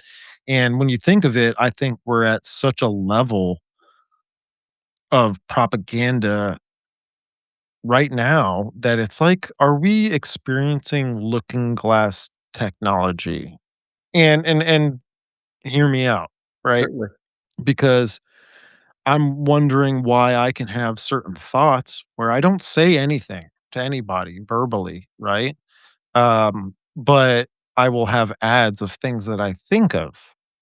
So what kind of that's pretty sophisticated. Now I don't know if it is reading things with, you know, through my eyes. I don't know if it's reading body language. I don't know if it's actually reading maybe the brain waves coming off of my skull, right? Who knows exactly? So, the point behind all of that is that they are trying to manipulate our minds first over anything else, and they do it in psychological ways. Yeah, I mean, and again, we're in an information war, and that is the real World War III. It's been an information war since the 40s, and it's been a propaganda war since the 40s. This is why Alex Jones named his show InfoWars, because I think he realized that it's all a propaganda thing, and it's completely to control your mind, and that's what government means. Govern means to steer, and ment means mind. So they're literally steering your mind in the direction that they want you to go. And that's a very dangerous place. And that's why important for everybody. That's why I'm doing this show. It's very important to me to have everybody regain the control that everybody else has over your mind. When you watch the news, they're manipulating your mind. It's entertainment. Ment again means mind. They're entertaining your mind, and you're not allowed to think for yourself. And I think that the whole purpose again is to get people to realize that Steven, if you call me ugly right now, then if I choose to believe it, then that means that I'm your slave. You own me, right? And so you have to regain control of your own thoughts and your own perception and your understanding. Don't be in a cult. Don't be in the left occult. Don't be in the right occult. Be fluid. Be like water, like Bruce Lee said. Be formless and shapeless, and form to wherever the truth goes. Right, and that's kind of what I think is the most important thing to do is to um, follow the truth wherever that goes. And truth we know is light, and light is God. And so wherever Jesus walks, I'm following behind him. And that's again, the whole point is to shine the light on some of this darkness, which is what's been overlain over this reality. It is a fallen world. And the darkness does rule over this world for some reason. The thing I hate about the position I'm in, podcasting and all this stuff, is that really it's a part of my it's a part of serving my community, meaning the people that like to listen to the show or whatever, with information, right? And I mentioned it in the beginning of the show, right? I know that this is like information overload, especially with the files coming out, UFO disclosure. It's just so much, right? I'm almost at the point where I would love to like take a step back and just never consume anything from the information world and just go about like my life, where, like you were saying, go out, walk on the earth, and just get more in tune with what's in front of us. Hug the trees. I mean, it sounds very hippy dippy. Listen, it sounds terrible. I mean, because that's what we've been conditioned to believe is like, I agree. Again, I grew up in the South, very conservative family. If I say anything like, "Hey, man, touch the earth, take your shoes off," what? What kind Yeah. of gay boy stuff you talking about, man? I mean, it's like, but and Yeah. I used to be the same way too, where I would say some of those same things.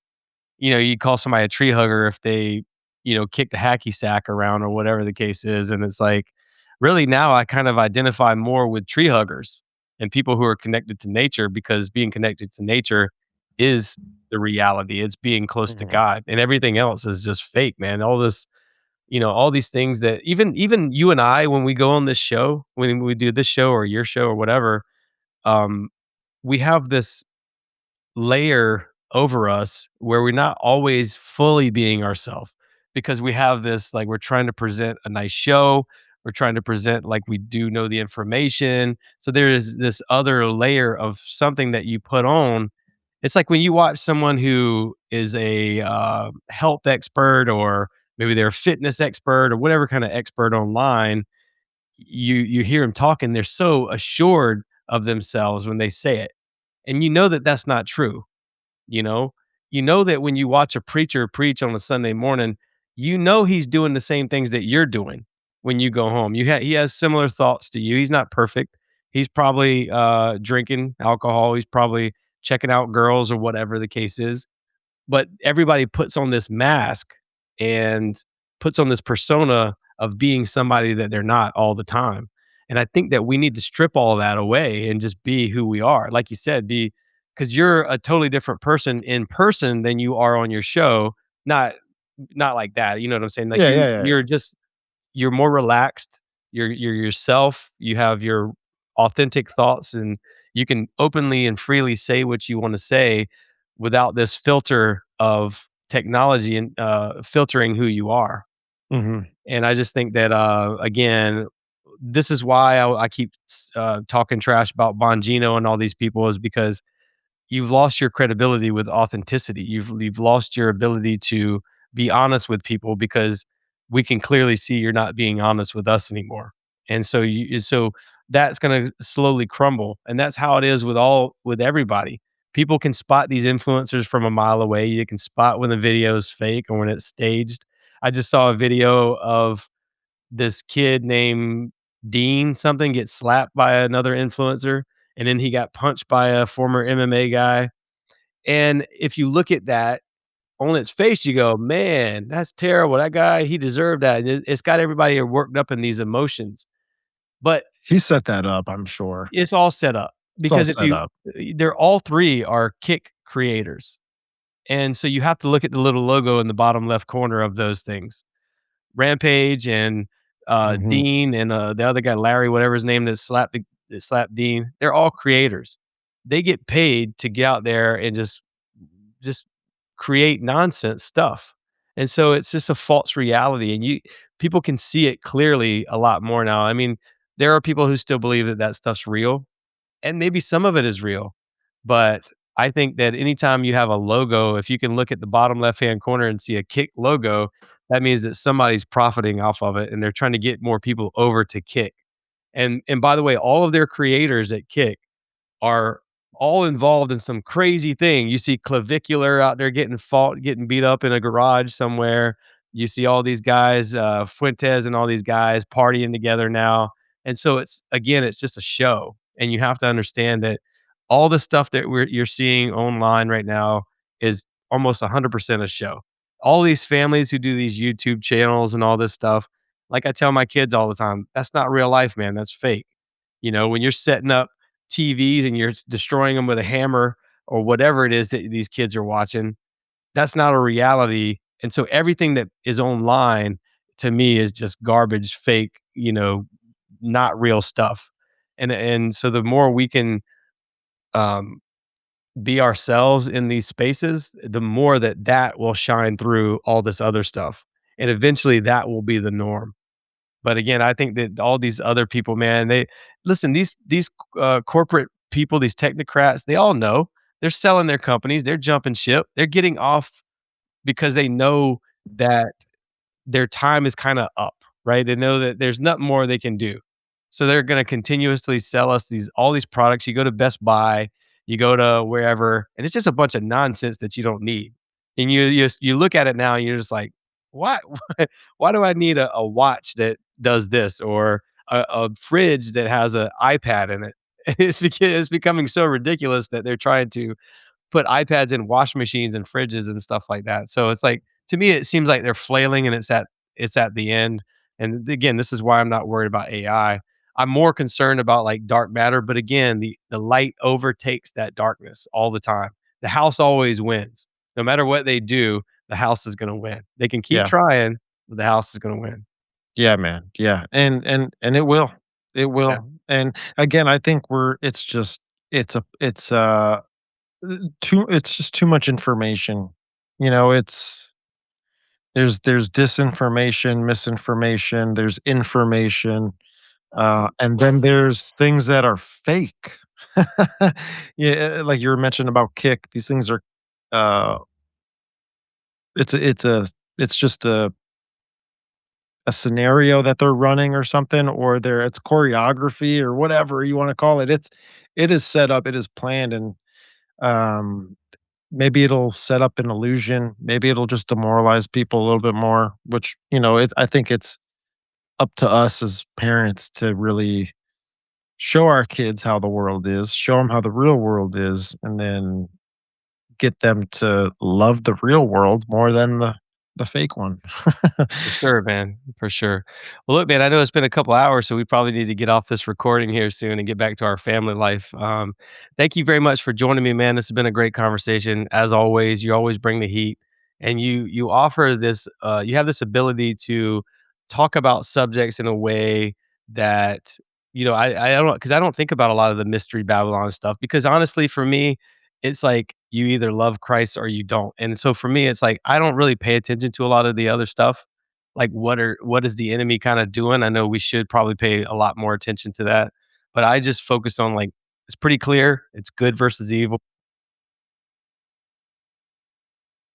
Sorry, I just muted myself. I spilled water everywhere, by the way. I dropped the cup and it just literally just exploded in here. So I got it all over my camera, my keyboard, and everything. No, Um, man. but you have this ability to talk about subjects that I didn't think about before, man. So I'm grateful to have you on, to have your opinion about this stuff, because it's very important to speak our truths into this dark world. Stephen, one more time, let everybody know where they can find you at, man, and we'll go ahead and land this bird. Yeah, man. Well, hey, first off, man, thank you so much for giving me the opportunity and hanging out and talking about some weird stuff, man. Likewise, brother. I think you've got a brilliant mind, and that's what I love about everyone in the circle. Everyone is got their own little niche or something, or they just our brains are different processing units, and we're each kind of exploring something a little different. And as I step back and I look and I'm like, man, dude, it's kind of like a huge picture, right? That I can form out of everyone and their conversations, and maybe they're right about this or this guy's right about that, and you pull everything together, and it's really a wonderful thing, which makes me look at the bigger picture of what it is we're trying to do and what is actually happening with our shows. But hey, again, thank you again, man. People could check the show out, the Biblical Hitman, YouTube, audio platforms, social media. And thank you again, man. Great show. You put a lot of effort into the production of your show. A lot of people don't see this stuff that we do behind the scenes. It's a lot of work setting up the lighting and making sure you got the right light, the right camera, the right mics, and all this other stuff. So I appreciate all the hard work you put into your show, and it really shows. I mean, people are tuning in more and more over on your YouTube channel. Is it at the Biblical Hitman on YouTube? And Mhm. and they're really appreciating what you're doing. You're growing very fast, and I'm happy for you. I'm proud of you, man. And hopefully we can keep doing this more often. Yeah, I know you and Doc and I talked about doing a show together, man. I think we really should at some point, just to kind of just have general conversations. They don't always have to be Yeah. so teaching. We can really get together and just have these conversations. Yeah, I would love that, man. Yeah, Just a show where it's kind of like we're just with the boys, yeah, sure. for sure, Well, man. every Well, time hey, I've mentioned it to, Raven and Top before, and they were like, "Dude, that show's gonna be great." If he And so every time I see Raven, he's like, "Did y'all do your show yet?" I'm like, "Not yet, man, but I think we should still." So, yeah, uh, I think we should, man. I think it's something that's gonna come to be, man. Hey, I hope to see you with the Bohemian Grove. I don't think it's coming. I don't June or think it's something like that? March, right? It's Yeah, it's like June, yeah, June or something something like like that. that. So, hey, the house will be done. There's always a place to stay, man, if you're in the area, and I think it'll be fun, all of us to hang out at. I think Doc's gonna come into town too, so, looking forward to that. Same here, man. And guys, if you don't mind, go check me out at theawakenpodcast.com. You can find all my links to my show. I'm on Spotify, I'm on Apple. If you haven't done so yet, hit the follow button on those shows, and also give the show a 5-star review. Give Steven's show a 5-star review over on Spotify and Apple. It really helps the show grow and beat the algorithms, as I always say. So please do me a favor and do that. I'm on YouTube now at The Awaken Pod. If you want to maybe watch this episode on YouTube, go subscribe over there. And also, I'm on Patreon for ad-free listening experience. All the episodes are uploaded for free. You don't have to become a member to listen to the show. You could just become a regular listener over there. And if you decide to join the Patreon, it's only $5 a month, but you don't really get a lot. I'm not offering a ton of stuff, to be honest with you, on on Patreon just yet. But you do get early access to videos, which I know a lot of people enjoy. They like watching the YouTube video versions and stuff like that rather than just listening. So, yeah, thank you guys, as always, for listening. I appreciate you guys. I love you guys. And yeah, we'll see you next time. Bye, everybody.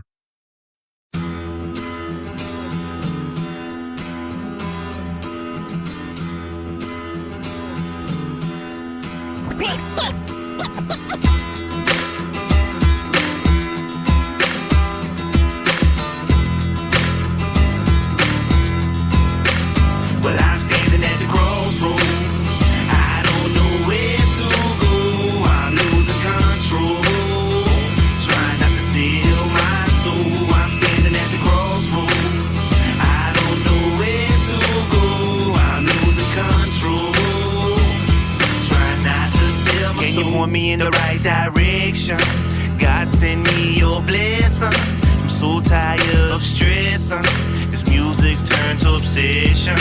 obsession. I got a long way to go to ease my pain. My clothes soaking wet, mixed with sweat and the rain. Going half insane, half insane. Wishing I could change all my mistakes, but y'all be half gone if all y'all had seen the things that I saw. Hallucinating from the alcohol, hoping I can stop my own fall. Gotta stand tall, overcome the sin. Walking down the dirt road, singing church hymns. Oh dear Lord, oh dear Lord. Well, I'm standing at the crossroads. I don't know where to go. I'm losing control, trying not to seal my soul. I'm standing at the crossroads. I don't know where to go. I'm losing control, trying not to seal my soul. I'm sitting back thinking about the memories. Now I don't know who's a friend to me. These people act like they kin to me. Well, that's still a mystery. A mystery. Devil wants me to lose my religion, but I won't stop, not without a fight.